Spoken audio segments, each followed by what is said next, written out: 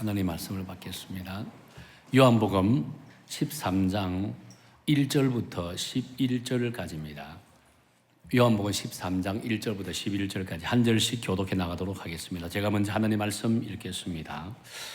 6월절 전에 예수께서 자기가 세상을 떠나 아버지께로 돌아가실 때가 이른 줄 아시고 세상에 있는 자기 사람들을 사랑하시되 끝까지 사랑하시니라.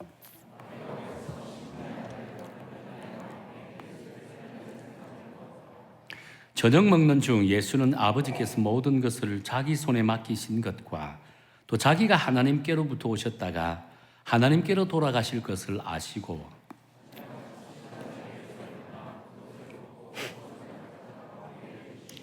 이에 대야에 물을 떠서 제자들의 발을 씻으시고 그 두르신 수건으로 닦기를 시작하여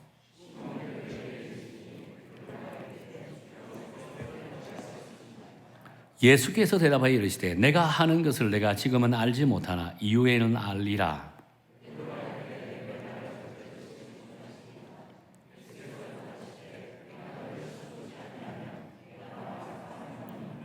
시몬 베드로가 이르되 주여 내 발뿐 아니라 손과 머리도 씻어 주옵소서.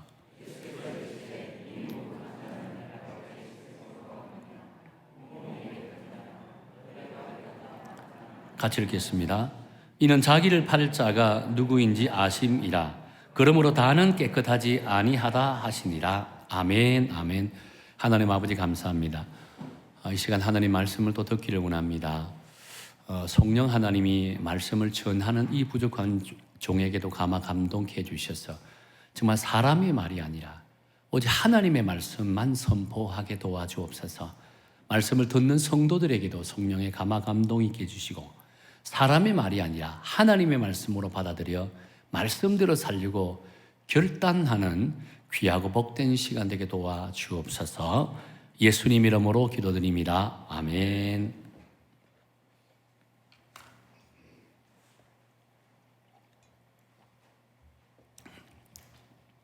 언젠가 미국에서 한 대학생 선교단체가 전 세계 각국에서 한 5천 명의 청년들을 모아서 선교 집회를 했습니다. 아마 청년들을 모여서 뜨겁게 기도하고 찬양하고 또한 선교에 대한 꿈과 비전을 갖는 그런 자리였습니다. 근데 이 집회를 주최하는 주최 측에서 한 가지 정말 특별한 퍼포먼스를 준비했습니다. 그 내용이 어떤 내용이냐면 선교 집회 기간 일주일 동안 우리 청년들이 이제 들어가는 그 정문 앞에 홈리스를 한 사람 세웁니다. 홈리스를 세움받은 사람은 봉지에 빵을 가득 넣고 이제 쓰레기통에 넣고 그리고 쓰레기통에 있는 이제 빵을 끄집어내서 먹는 이런 퍼포먼스를 이제 진행을 하게 했습니다. 누가 봐도 이렇게 홈리스라는 사실을 다 인정할 정도의 그런 복장과 그런 어떻게 보면 퍼포먼스였습니다.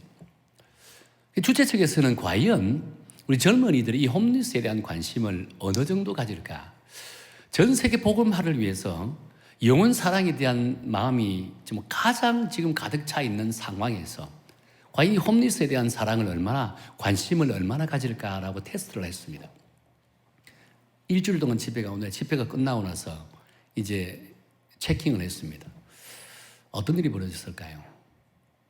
일주일 동안 5천여 명이 넘는 청년들이 그 문 앞을 왕래하면서 이 홈리스에 대한 관심을 갖는 청년이 딱 한 명 있었다고 합니다.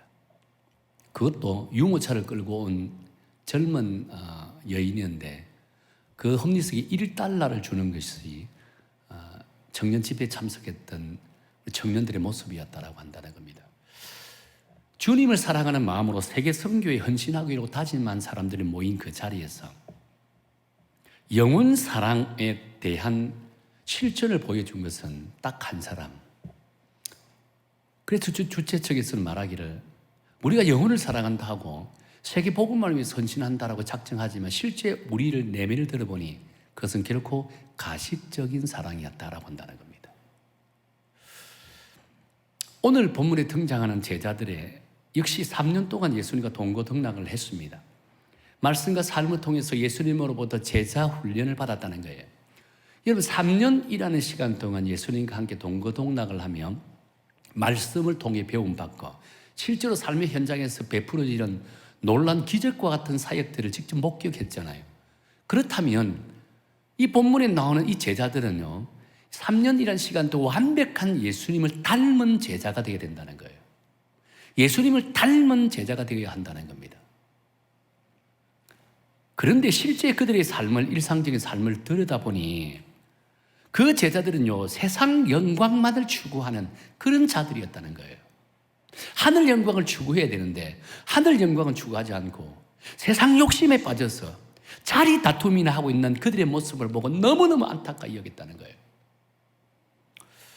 그래서 제자들의 마음을 아셨던 예수님께서는 오늘 본문에서 그 제자들의 발을 직접 씻겨주시면서 그리스도인들이 가져야 될 진정한 믿음의 자세, 그리스도인들이 가져야 진정 섬김의 자세가 무엇인지 그들에게 몸을 통해서 직접 교육하셨다는 거예요.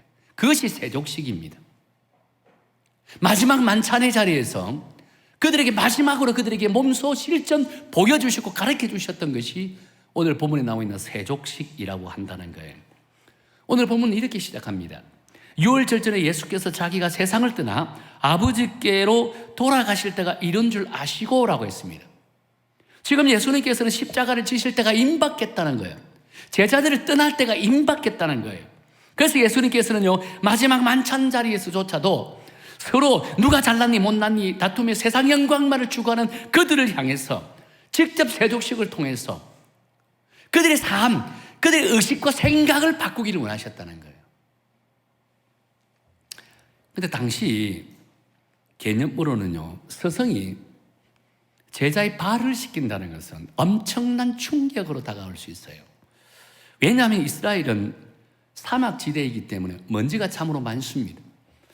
여러분, 요즘 시대를 살아가고 있는 분들은 우리 젊은이들, 어르신들도 마찬가지고 얼마나 요즘 이렇게 길이 잘 닦여 있습니까? 이 포장이 되지 않는 비포장 도로가 거의 없을 정도입니다. 아마 국도의 90% 정도가 아마 포장이 다 되어 있을 거예요. 차가 다니는 길은 포장이 다 되어 있을 거예요. 그래서 요즘 맨발로 다니도 돼요, 사실은. 그 정도로 이 길이 얼마나 잘 되어 있습니까?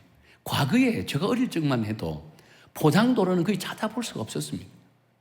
마을 큰 도로는요, 비포장이 있기 때문에 차만 한번 들어가 버리면 온 연기가 막 둘러쓰고요. 한번 외출하고 오면 몸이 머리부터 발끝까지 먼지가 다 둘러싸여 있어요. 그 당시에는 이게 샤워도 자주 할 수 있는 것도 아니에요. 고작 씻는 것이 손과 발 정도 세수하는 정도예요.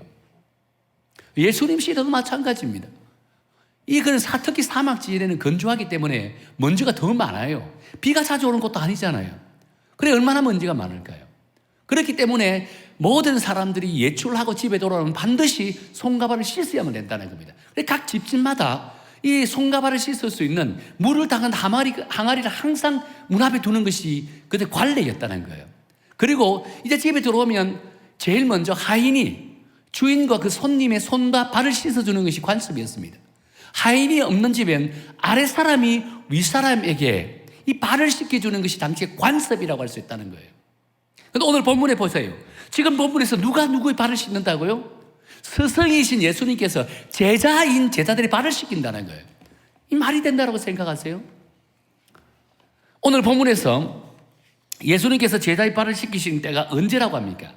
4절에 보면 저녁 잡수시던 자리에서 일어나 겉옷을 벗고 수건을 가져다가 허리에 두시고라고 합니다. 지금 예수님께서는 저녁이 되어 제자들과 함께 만찬의 자리를 펼치고 있다는 겁니다. 저녁이 된다는 것은 곧 하루 일과를 마치고 집에 돌아와요. 그 다음 제일 먼저 해야 될 것이 무엇이라 했습니까? 손발을 씻는 거예요. 발을 씻는 거라고 한다는 거예요. 분명 저녁 식사 시간 되면 제자들은 알아서 스스로 발을 씻고 누구의 발을 씻어줘야 된다고요? 예수님의 발을 씻어주는 것이 그 당시에 관습이라고 했잖아요. 근데 지금 제자들은 자신들의 발도 씻지 않고 예수님의 발도 씻겨주지 않았다는 거예요. 왜 그랬을까? 발을 씻어야 하는 것을 당연한 것인데 왜 발을 씻지 않았을까요? 아마 지금 제자들은요, 누가 크고 누가 적느냐 하는 문제로 자리 다툼을 하고 있었기에 자신들이 행해야 할 것이 무엇인지를 망각하고 있다는 거예요. 세상의 눈이 쏠려 있다 보니까 자신들이 해야 될 사명이 무엇인지를 망각하고 있다는 거예요. 분명 스승이신 예수님의 발을 씻겨드리는 것이 당시 제자들의 몫이었습니다. 그런데 지금 제자들은 이기심과 교만과 욕심으로 가득 차 있다 보니까 지금 자존심 대결만 벌이고 있는 거예요. 자신의 발도 씻지 않고 심지어 예수님의 발조차 씻어주지 않고 있다는 거예요.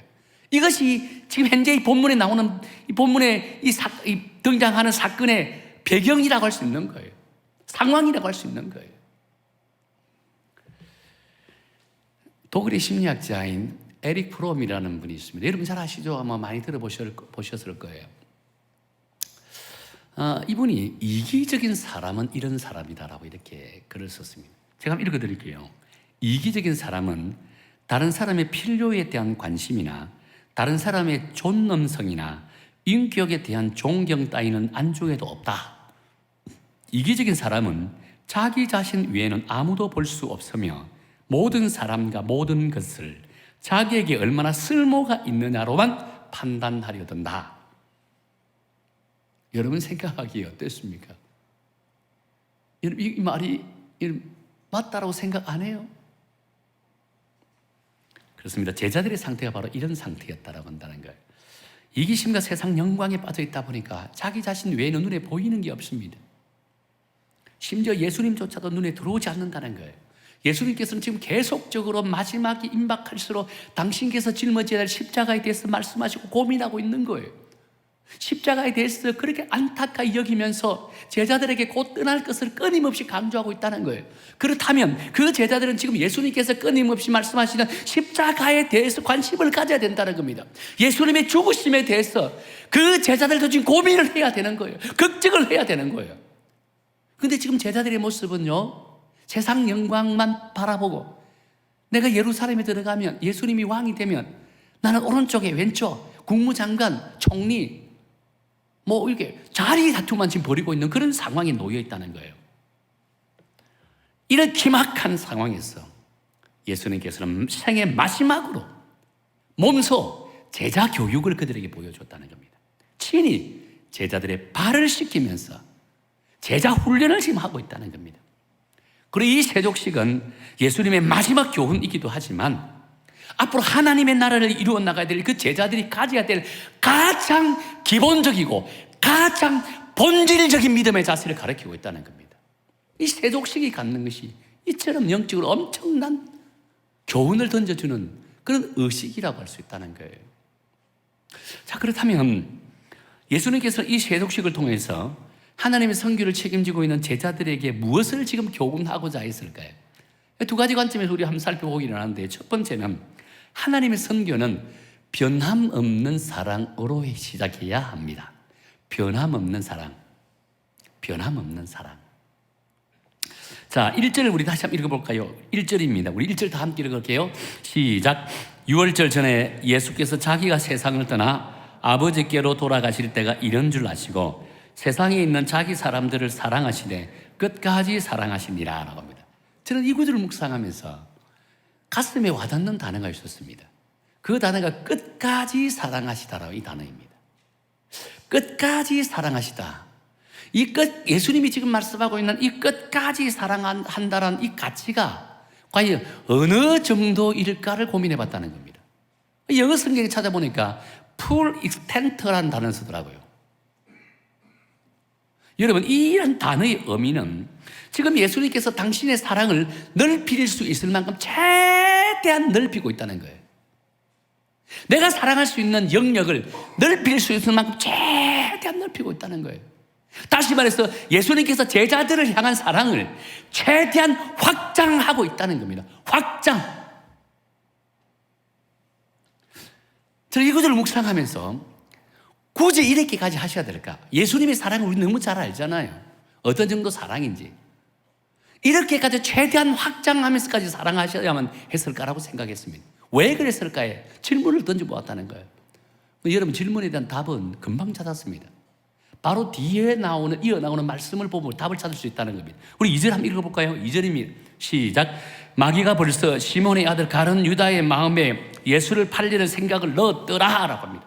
지금 일어나는 일들을 보면 예수님께서 이미 유다가 당신을 팔 것을 팔려고 마음먹은 확정한 것을 지금 예수님은 아셨다는 겁니다. 알고 계셨다는 거예요. 이는 곧 3년 동안 동고동락했던 제자의 배신입니다. 자기가 그토록 아끼고 사랑했던 제자가 지금 등 뒤에서 칼을 꽂고 있는 거예요.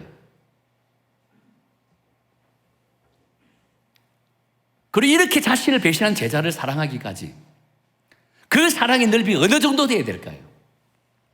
혹여라도 예수님께서 그 제자를 사랑하지 않을까 봐 최대한의 사랑을 넓히고 싶다는 겁니다. 그 제자조차 사랑하고 싶어서 자기의 사랑을 최대한 넓히고 싶다는 거예요. 사실 이런 상황에서 인간이셨던 예수님께서 보여주셨던 그 사랑은 결코 쉽지 않은 사랑입니다. 예수님은 인간이시기도 하나님이시기도 하지만 인간이셨습니다. 저와 여러분이 가지고 있는 감정을 똑같이 가지고 있는 감정을 가지고 있다는 거예요. 그런 예수님께서 이런 사랑을 하기는 결코 쉽지 않다는 거예요. 놀랍게도 오늘 본문에 보니까 끝까지 그 제자를 사랑하셨다라고 한다는 겁니다. 끝까지 그 제자를 사랑하셨다. 비록 돈 몇 푼 때문에 예수님을 배반한 제자였지만 그 제자를 향한 사랑은 태평양 바다처럼 넓고 깊다라고 한다는 겁니다. 뿐만 아니죠. 오늘 본문에 베풀고 있는 이 세족시키가는 과정을 통해서 예수님께서는 자신을 배반한 그 제자를 향한 용서의 과정을 지금 지나고 있다는 겁니다. 그 제자를 향한 용서의 과정을 이 세족식이라는 의식을 통해서 지나고 있다는 거예요.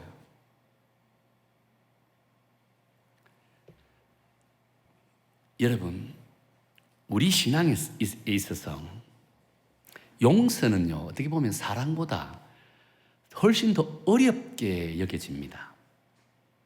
사랑은 대단히 포괄적이어서 사랑합니다 더 쉽게 말할 수 있어요. 용서합니다 라고 하는 것은 아주 구체적이기 때문에 용서했다라고 말을 하면서 자기 합리화하기는 쉽지 않다는 거예요. 용서는 반드시 행함이 따라야만이 그것이 열매가 되어진다는 거예요. 사랑은 사랑합니다, 사랑해요 얼마든지 할 수 있어요. 근데 용서라는 것은 결코 쉽지 않다는 거예요.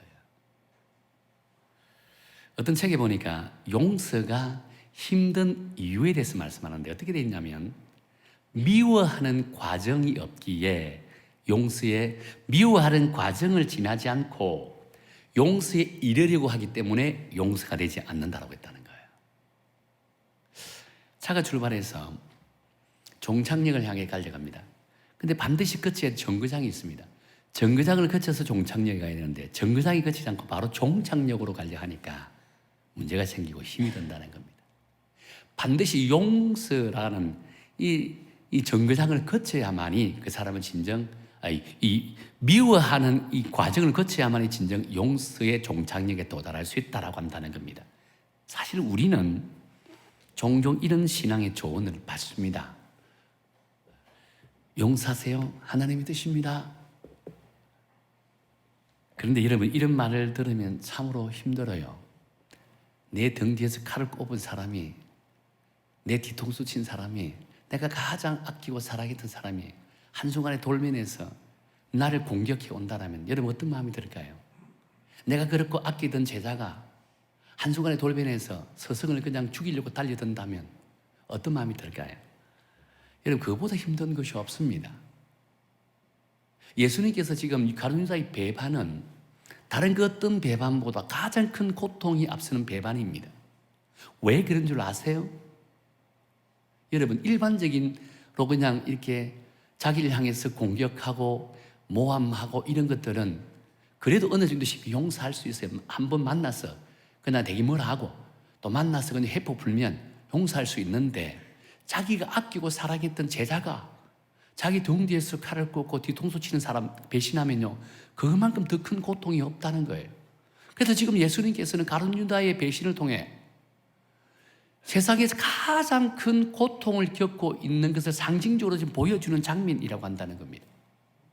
이런 상황에서 용서한다는 것은 결코 쉽지 않습니다. 그런데 오늘 본문의 예수님께서는 그들을 끝까지 사랑하겠다, 용서를 베풀어 주었다는 겁니다. 그런데 여러분, 조금 전에 제가 말씀한 것처럼 우리가 용서는 쉽게 말해 용서했어야 하나님의 뜻입니다 라고 말을 한다 해서 용서가 되는 것은 결코 아닙니다. 미운 걸 어떻게 용서할 수 있을까요? 그리고 이런 말도 하잖아요. 죄는 미워해도 사람은 미워하지 말라라고 이야기합니다. 여러분, 죄를 지은 사람이 누구죠? 죄를 지은 것이 사람입니다. 근데 어떻게 죄와 사람을 분리해서 이해할 수 있을까요? 그렇게 용서하기 차라리 그냥 우리가 조언을 한다면, 그래, 정말 미워해. 정말 미워해. 그 사람을 미워해. 미워할 만큼 미워해. 그러나 미움이 종착역이 아니라 용서를 위한 미움이라는 정거장을 거쳐가는 것이다 라고 이야기해야 된다는 겁니다. 미움이 끝이 아니라는 겁니다. 미워해. 너를 힘들게 한 사람 미워하라. 미워해. 나도 같이 미워해 줄게. 그러니까 그것이 끝이 아니라 그것은 곧 용서를 향해서 달려가는 정거장이 되어야만 한다는 거예요. 시편을 묵상하다가 시편 기자들의 그 감정을 적나라하게 이렇게 우리가 보게 되잖아요. 슬픔도 있고 원망도 있고, 그러면서 하나님 앞에 신원하고 복수를 부탁하는 일도 있습니다. 그럼에도 불구하고 시편 기자는 항상 마지막에 어떻게 결론 내린 줄 아세요? 하나님 앞에 감사와 찬양을 드린다는 겁니다. 자신의 속에 있는 거 다 지금 쏟아낸 거예요. 미워, 미워, 미워, 미워 정말. 죽일 듯이 미워. 심지어 내 마음속에 있는, 지금 다윗도 그래, 심지어 저주까지 퍼부었습니다. 다윗도 저주를 퍼부었어요. 너무 힘들어가, 자기를 너무 고통스럽게 하니까 저주를 퍼부었습니다. 그러니까 항상 마지막 결론이 뭔지 아세요? 하나님 앞에 감사하고 찬양을 드렸다는 겁니다. 자기 속에 있는 모든 것을 쏟아내고 나니까 비로소 하나님 앞에 자신을 드릴 수 있는 용기가 생기더라고 한다는 겁니다. 그렇게 우리 마음에 미워하는 사람이 있다면 솔직하게 하나님 앞에 기도해야 하세요. 하나님, 이 사람 미워요. 죽일 듯이 미워요. 저주하고 싶어요. 하세요. 목소리 높여 하세요. 그것이 종착역이 되어서는 안 된다는 겁니다. 쏟아내고 나서 곧 이어서 어떻게 해요? 용서의 종착역을 향해서 달려가야 된다는 거예요. 예수님께서 제자들의 발을 씻기면서 어떤 생각을 하셨을까요? 당시와 3년 동안이나 동고동락을 하면서 제자 훈련을 시켰잖아요. 이제 당신의 사명을 맡길 만한 제자가 되었을 것이다 라고 생각했습니다. 적어도 3년 정도 같이 동고동락을 하면서 교육하고 가르치고 내가 몸소 실전 보여주셨습니다. 그런데 제자들 가운데서 안타깝게 배신자가 나왔다는 겁니다. 뿐만 아니라 다른 제자들조차도 당신께서 십자가의 길을 가고 있는데 그 길을 이해하지 못하고 있다는 겁니다. 십자가의 길을 이해한 사람 단 한 제자도 없었다는 겁니다. 얼마나 마음이 아프고 배신감이 들까요? 그런데 끝까지 그 제자들을 사랑하려고 하니까 하나의 과정이 필요하더라는 겁니다. 내가 저런 제자를 하려고 하니까 과정이 필요하더라는 거예요. 그 과정이 어떤 과정? 그 제자들의 발을 씻기면서 용서의 과정을 밟으시고 그리고 그 제자들을 끝까지 사랑하게 하셨다는 겁니다. 세독식이 이만큼 중요한 의미를 갖고 있다는 겁니다. 그 제자를 자기를 배반하고 당신이 가야 할 그 십자가 길을 조금 더 이해하지 못하고 자리 다툼이나 하고 있는 세상 영광만 바라보고 있는 추구하고 있는 그들을 끝까지 사랑하려고 하니까 반드시 용서의 과정이 필요하더라는 겁니다. 그래서 세독식을 통해서 그 제자들의 발을 씻기면서 용서의 과정을 통과하셨다는 거예요. 그래서 제자들을 끝까지 사랑할 수 있었다라고 했다는 거예요. 사랑하는 성도 여러분, 오늘 우리가 하나님의 선교를 부여받은 제자로서 우리 역시 가장 우선적으로 해야 될 사명이 무엇인 줄 아세요? 끝까지 사랑하는 거예요. 이전에 그토록 사랑스러워 보였는데 이제는 원수처럼 보이는 마음이 있더라도 우리에게는 하나님의 선교라는 사명이 있기에 끝까지 사랑해야 한다는 거예요. 그 대상이 지독하게 말을 안 듣는 불신 남편이라 할지라도, 친구라 할지라도, 내 자식이라 할지라도, 나를 슬픔에 젖게 만들었던 가장 친한 그런 친구라 할지라도, 이웃이라 할지라도, 심지어 믿음의 공동체의 동력자, 형제라 할지라도 우리 그들을 끝까지 사랑해야 된다는 겁니다. 끝까지 사랑해야 된다는 거예요. 그래야 하나님의 선교를 맡은 사명자로서 온전한 사랑을 나눌 수 있고, 나로 인해 우리 가정이, 우리 공동체가 하나님의 나라가 될 수 있다고 한다는 겁니다. 그래서 이번에 주어진 두 번째 미션인 이 세족식을 통해서 용서의 과정을 거쳐서 여러분 끝까지 사랑하는 마음을 회복하여 여러분의 가정이 하나님의 나라가 되고 우리 믿음의 공동체가 하나님의 나라가 되어 이 부천 지역을 정말 가슴에 품고 이 부천 지역을 하나님의 거룩한 도성으로 만들어 나가는 일에 저와 여러분 모두가 존귀하게 들으심 받는 귀하고 복된 우리 세족식이 되기를 예수님 이름으로 축원합니다. 또 한 가지는 하나님의 선교는요 내려놓음에서부터 시작되어야 한다고 했습니다. 우리 4절 다 함께 읽어볼까요? 우리 4절입니다. 시작. 저녁 잡수시던 자리에서 일어나 겉옷을 벗고 수건을 가져다가 허리에 두르시고 라고 했습니다. 지금 예수님께서는 갑자기 일어나셔서 겉옷을 벗고 지금 수건을 허리에 두른다라고 했다는 겁니다. 사실 겉옷을 벗고 수건을 허리에 두르는 행위는요 당시 종들이 하는 행위다, 행동이라고 한다는 겁니다. 예수님같이 랍비들이 할 행동은 아니라는 겁니다. 뿐만 아니라 아래 사람이 위 사람을 향해서 겉옷을 벗고 수건을 두르고 발을 씻어준다는 것은요 대단히 존경하는 마음을 표할 때 하는 행동이라고 할 수 있다는 거예요. 오늘 본문에 보니까 지금 예수님께서 제자들에게 지금 그런 행동을 하고 있는 거예요. 그 다음 지금 제자들의 입장에서 이런 행동을 하는 예수님에 대해서 어떤 느낌을 가지게 될까요? 식사 도중에 갑자기 일어나서 종들이 하는 행동을 하고 있는 그 예수님을 바라보는 순간 제자들의 마음은 대단히 이례적이죠. 파격적인 행동이라 할 수 있습니다. 그 예수님의 하는 행동을 보고 감동을 받았을까요? 저는 감동보다 충격을 받지 않았겠는가라고 생각한다는 거예요. 근데 본문을 묵상하면서 겉옷을 벗고라고 하는 단어의 뜻을 한번 묵상해 보았습니다. 벗다라고 하는 원어가 가지는 의미는요 버리다, 내려놓다라고 하는 단어를 가지고 있더라고요. 특히 이 단어는 요한복음 10장에 자주 등장합니다. 요한복음 10장의 스토리가 어떤 내용인지 아세요? 예수님께서 이런 양을 살리기 위해서 자기 스스로 목숨을 버리노라라고 하는 단어를 씁니다. 한 마리 이런 양을 찾기 위해서 목자인 예수님께서 자기 생명을 버리노라라고 말씀하고 있다는 거예요. 결국 이 말씀이 겉옷을 벗으신 예수님의 행동이 인류 구원을 위해서 자기 생명을 내려놓는 행동으로 승화되는 것을 보게 된다는 거예요. 사도 바울도 빌립보서 2장 7절에서 이렇게 말씀하셨습니다. 자기를 비워 종의 형체를 가지사라고 했다는 겁니다. 여기서 자기를 비운다는 것은 곧 자기를 내려놓는다는 거예요. 예수님께서 제자들의 발을 씻기실 때 철저하게 당신 스스로 내려놓았다는 겁니다. 내가 내려놓지 않고 어떻게 제자들의 발을 씻길 수 있을까요? 자기를 비웠다는 건 내를 내려놓은 거예요. 이것이 예수님의 어떻게 보면 삶의 모토입니다. 여러분 기독교의 본질이 뭔지 아세요? 기독교의 본질. 기독교의 본질이 무엇입니까? 라고 질문 하면 저는 단호하게 이야기합니다. 내려놓음이라고 합니다. 여러분 내려놓음이 무엇을 의미합니까? 내려놓은 곧 자기 희생입니다. 자기 희생이 곧 내려놓음이고 내려놓음이 이꼬로 기독교의 복음, 본질이라고 할 수 있다는 거예요. 저 역시도 목회를 하면서 이 내려놓음을 하려고 부단히 노력을 합니다. 가장 힘든 것이 이 내려놓음이었습니다. 목회를 하면서 자기를 희생한다는 건 결코 쉽지 않아요. 또 분명한 것은 목회를 하기 위해서는 반드시 자기 희생해야 돼요. 그래 온전한 목회가 될 수 있다는 거예요. 근데 종종 이 내려놓음이 실패할 때가 있다는 거예요. 그래서 마음이 아프고 힘들어하고 고통스러워할 때 있는 거예요. 하나님 앞에 엎드려 또 기도합니다. 통회하고 자복하는 거예요. 나 자신을 다 잡는 거예요. 정말 내려놓음의 이 자세를 갖게 해달라고, 이 자기 희생의 마음을 갖게 해달라고 부단히 노력하고 기도하는 거예요. 여러분 이것은 목회자만 가져야 될 믿음의 자세일까요? 아니에요. 예수를 영접한 모든 그리스도인이라면 무덤에 갈 때까지 반드시 수행하고 끊임없이 발부둥치가 될 단어가 이 내려놓음이라고 할 수 있다는 겁니다. 자기 희생이라고 할 수 있다는 거예요.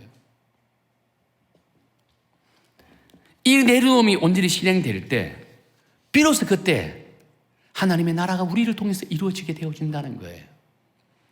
믿음의 공동체인 교회 안에서도 종종 갈등이라는 것이 있어요. 사람이 사는 데는 갈등이라는 것이 다 존재합니다. 그런데 이 갈등의 원인을 가만히 살펴보면 99%가 이 내려놓음을 실행하지 못하기 때문이라고 한다는 거예요. 이 내려놓음이 실천하지 못하는 가장 큰 이유가 무엇인 줄 아세요? 내려놓음에 반드시 따라가야 될 것이 무엇이라 했습니까? 자기 희생입니다. 자기 희생이 없는 거예요. 모든 게 자기 기준에서 세상을 바라본다는 겁니다. 자기 기준에서 교회를 바라보고 자기 기준에서 사람을 바라본다는 거예요. 그리고 어떻게 내려놓음이 될 수 있을까요? 어떻게 자기를 희생할 수 있을까요? 그런 사람들이 모이니까 평행선을 달리는 거예요. 끊임없이 갈등하고 끊임없이 아파하고 끊임없이 미워하고 끊임없이 시기하는 거예요. 근데 여러분, 우리 교회는 세상의 공동체하고 달라요. 우리 교회 주인은 누구시죠? 예수 그리스도 그분입니다. 그렇다면 우리의 주인 되시고 우리의 왕이신 그 예수님을 닮은 삶을 살고 더 노력해야 되는 거예요. 그것이 바로 자기 희생이고 내려놓음이라고 할 수 있다는 겁니다. 내가 먼저 자기 희생하고 내가 먼저 내려놓을 때 그 공동체는 사랑이 많은 은혜로운 공동체가 되고 주 안에서 하나 되는 그런 공동체가 된다는 거예요. 그런 삶이 되는 거예요. 그럴 때 비로소 하나님의 나라의 선교사로서 사명을 감당할 수 있다는 거예요. 우리 여성교회 이 마지막 때를 살아가면서 정말 하나님의 나라를 위해서, 특히 이 부천 지역을 복음화하기 위해서, 하나님의 나라를 세우기 위해서 총기와 뜨러 쓰임 받기를 원합니다. 그런데 가장 우선적이어야 될 게 모든 성도들이 내려놓아야 되는 거예요. 자기 희생을 해야 된다는 거예요. 그럴 때 주 안에서 하나 되고 우리 교회의 주인은 진정 하나님이 되는 거예요. 하나님이 될 때 세상의 많은 사람들이 우리 교회를 통해 구원의 역사가 일어나게 한다는 거예요. 하나 되지 못하면 결국 그 교회는 망합니다. 망해. 결코 하나님의 은혜가 없어요. 하나님의 은혜가 있는 교회, 하나님께서 새로운 영혼을 보내주십니다. 그렇게 하기 위해서 부족한 이 목사부터 내려놓기를 시작하기를 원합니다. 여러분들도 내려놓고 모든 성도들이 내려놓는 이 헌신된 믿음의 자세를 가지기를 원합니다. 그럴 때 하나님의 영광이 드러나게 될 줄로 저는 믿습니다. 사실 지금 예수님께서 가장 낮은 모습으로 제자들의 발을 씻기신다는 것은 어떻게 보면 당신의 권리를 포기한 겁니다. 하늘 영광을 포기했다라고 할 수 있다는 겁니다. 하나님의 독생자로서 누릴 영광을 포기했다라고 할 수 있는 거예요. 그래서 저는 이러한 예수님의 낮아지심과 자기 포기가 제자들뿐이 아니라 온 인류가 행복으로 초대받게 되는 결정적인 이유가 됐다라고 저는 그렇게 믿는다는 거예요. 종교를 초월해서 전 세계인들에게 존경을 받았던 테레사 수녀님, 여러분 너무나 잘 알 겁니다. 저는 이분에 대한 예화를 종종 씁니다. 근데 이분의 삶 중에 가장 존경받고 인정받는 삶은요, 욕심이나 시기심 없이 인생을 섬기면서 사셨다는 거예요. 한 번은 테레사 수녀님이 한 어린 아이의 상처 부위가 고름이 가득 차 있습니다. 당신의 입으로 그 고름을 빨아내는 그 장면을 보고 있던 옆에서 수녀님을 돕던 분이 수녀님에게 이렇게 질문을 던집니다. 수녀님은 높은 자리에서 편안히 사는 사람들을 볼 때 부러운 마음이 들지 않나요? 정말 현재 이런 삶에 만족하시나요? 라고 질문을 던졌습니다. 그때 수녀님은 어떻게 대답한 줄 아세요? 위대한 말을 했습니다. 허리를 굽히고 섬기며 사는 사람에게는 위를 쳐다볼 수 있는 시간이 없답니다. 저는 이 말이 100% 동의가 되더라고요. 그렇습니다. 테레사 수녀님은 평생을 허리를 숙이고 가난하고 소외된 자들을 섬겼던 분이십니다. 그렇다 보니까 나름 주변에서 잘 나간다고 하는 분들, 좋은 환경에서 좋은 집에서 좋은 음식 먹고 편안하게 살아가는 그분들의 모습이 보이지 않는 거예요. 그분들이 내 삶의 모델이 아니에요. 조금 더 부러워하면 안 생긴다는 겁니다. 왜? 보이지 않으니까. 그리고 어찌 시기심이 생길 수 있을까요? 부러움이 생길 수 있을까요? 목회를 하다 보면 교회 안에 유난히 남이 잘 되는 것 배합하는 분들을 종종 보게 됩니다. 시기심이 가득한 분들을 보게 됩니다. 또 다른 분들은 자신보다 더 많이 주목받거나 인정받는 사람을 보면 잠을 이루지 못할 정도로 마음 아파하는 분들도 있습니다. 근데 이런 분들의 공통적인 특징이 무엇인 줄 아세요? 교회에서 별로 할 일이 없는 분들이라고 한다는 거예요. 교회 와서 아침부터 그냥 교회 집에 돌아갈 때까지 그냥 열심히 헌신하고 수고한 분들은 내 옆에 누가 뭘 하고 어떤 인정을 받고 어떤 일을 하는지 관심이 없어요.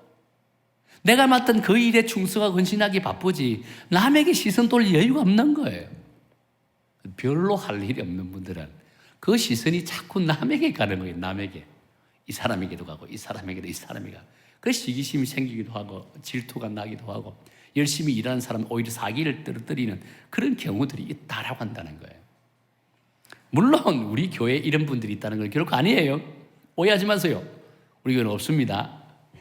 그러나 혹여나 이런 유혹이 있다라고 생각하는 분들이 혹시 있더라면 이번 40일 공동체 캠페인 세족식 두 번째 미션은 이 세족식을 통해서 여러분의 마음속에 예수님의 겸손과 낮아지심과 내려놓음의 그 은혜를 받는 우리 믿음의 성도가 되길 예수님 이름으로 축원합니다. 분명한 사실은 이런 내려놓음을 온전히 가지게 될 때 비로소 그때 하나님으로부터 들으심 받는 온전한 그리스도인, 건강한 그리스도인, 건강한 교회가 될 줄로 저는 믿습니다. 이제 말씀을 맺겠습니다. 지금 우리 교회는 40일 공동체 캠페인을 통해서 선교적 교회로서 정체성을 세우고 있습니다. 선교적 교회의 핵심 가치는요, 예수님의 그 섬김과 사랑을 우리가 위임받아서 각자의 삶의 환경에서 열심히 주님의 사랑을 나누고 베푸는 겁니다. 여러분의 각자 삶의 환경, 가정주부는 가정에서, 학생들은 학교에서, 직장인은 직장에서, 사업가는 사업장에서 각자 받았던 예수님의 그 깊은 사랑과 그 은혜를 나누고 베푸는 것이 선교사로서의 정체성을 갖는 것이라고 할 수 있다는 겁니다. 특히 하나님의 선교에 부름을 하는 선교사라면요, 더더욱 주님의 사랑과 섬김을 닮아야 한다는 거예요. 무엇보다 몸된 교회 공동체 안에서 겸손과 낮아짐과 사랑을 실천해야 됩니다. 우리 교회 안에 사랑이 풍성해야 사랑을 외부로 흘러보낼 수 있는 거예요. 우리가 사랑이 부족한데 어떻게 이 사랑을 외부로 흘러보낼 수 있을까요? 우리 가정에 사랑이 넘쳐야 내 이웃들에게 사랑을 흘러보낼 수 있어요. 우리 가정에 사랑이 없는데 어떻게 이 사랑을 이웃에게 흘러보낼 수 있을까요? 시작은 가정에서부터 시작됩니다. 시작은 몸된 교회로부터 시작되어진다는 거예요. 이번 세족식을 통해서 주님의 사랑을 가슴에 가득 담았기를 축원합니다.